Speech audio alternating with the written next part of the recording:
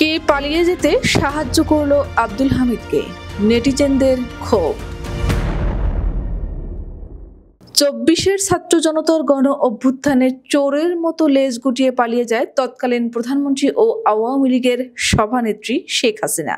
শেখ হাসিনা সরকারের সময় টানা ২ মেয়াদে দেশের প্রেসিডেন্টের দায়িত্ব পালন করেছেন আব্দুল হামিদ। হাসিনার দলের অত্যন্ত গুরুত্বপূর্ণ ছিলেন সাবেক এই প্রেসিডেন্ট।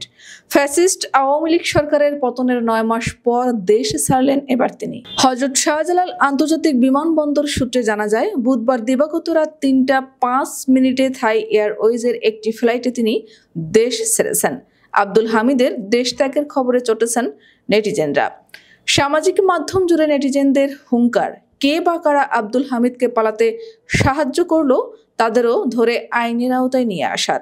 এদিকে আব্দুল হামিদের বিরুদ্ধে অন্তত একটি হত্যা মামলা থাকার তথ্য পাওয়া যায়।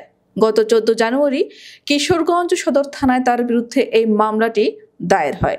মামলাটিতে সাবেক ফ্যাসিস্ট প্রধানমন্ত্রী শেখ হাসিনা, তার বোন শেখ রেহানা, পুত্র সজীব অজেদ জয়, কন্যা সাইমা অজেদ পুতুল সহ কাওয়া কাদের খ্যাত ওবায়দুল কাদেরের নামও রয়েছে।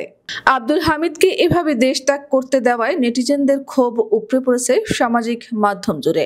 লিমা হোসেন লুনা নামের এক সামাজিক মাধ্যম ব্যবহারকারী তার ফেসবুকে লিখেছেন, এই সেই আব্দুল হামিদ যে হাসিনা সরকারের সময় প্রেসিডেন্টের দায়িত্বে থাকাকালেও তার স্বৈরাচারিতায় কখনো বাধা হয়ে দাঁড়াননি, বরং হাসিনাকে সাহায্য করেছেন সর্বক্ষেত্রে।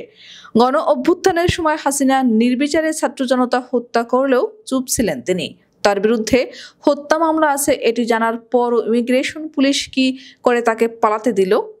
যারা আব্দুল হামিদের মতো ফ্যাসিস্টের দোসরকে পালাতে সাহায্য করলো তাদের আইনের আওতায় আনার দাবি জানাচ্ছি।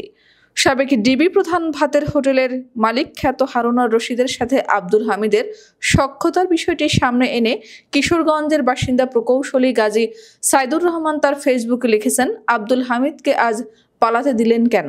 সাধারণ নেটিজেনদের পাশাপাশি বিষয়টি নিয়ে ফেসবুকে এসে ক্ষোভ ঝাড়তে দেখা যায় জাতীয় নাগরিক পার্টি এনসিপির দক্ষিণাঞ্চলের মুখ্য সংগঠক ও ২৪-এর গণ অভ্যুত্থানের অন্যতম সমন্বয়ক হাসনাত আবদুল্লাহকে।